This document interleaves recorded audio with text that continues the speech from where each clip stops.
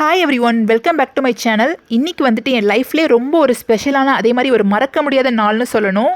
ஆமாங்க, இன்றைக்கி நான் ஈஸ்ட் ஆஃப்ரிக்காவில் உள்ள உகாண்டா பிரசிடென்ட் வீட்டுக்கு தாங்க நான் போயிட்டுருக்கேன். என்னம்மா சொல்கிற, பிரசிடென்ட் வீட்டுக்கா அப்படின்னு தானே கேட்குறீங்க. எனக்கும் ஃபஸ்ட்டு அப்படி தான் ஷாக்காக இருந்ததுங்க. ஆனால் எனக்கு வந்து பர்சனலாக இன்விடேஷனும் அனுப்பிச்சிருந்தாங்க.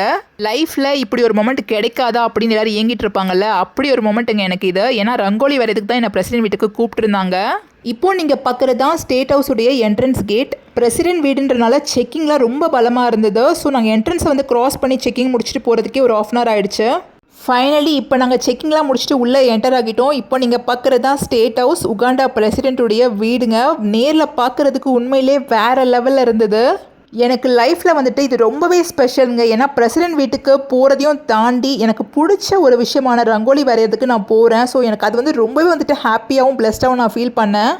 என் லைஃப்பில் என்னோடய கெரியரை விட்டுட்டு ரங்கோலி தான் எனக்கு எல்லாமே சூஸ் பண்ணியிருந்தேன். சில பேர் வந்து என்கரேஜ் பண்ணுவாங்க, சில பேர் வந்து இதனால் ஒரு யூஸும் கிடையாது அப்படின்லாம் சொல்லுவாங்க.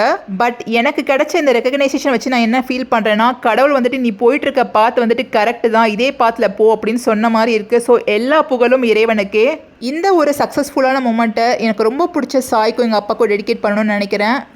லைஃப்பில் உங்களுக்கு ஒரு விஷயம் பிடிச்சிருந்தா அதை பற்றி யார் என்ன சொன்னாலும் கேர் பண்ணாதீங்க. அதை வந்து நீங்கள் கண்டினியூஸாக பண்ணிகிட்டே இருந்தீங்கன்னா கண்டிப்பாக அதுக்கான பலன் கண்டிப்பாக கிடைக்கும். ஸோ அதை தான் சொல்லணும்னு நினைக்கிறேன். தேங்க்ஸ் ஃபார் வாட்சிங் அண்ட் பாய்.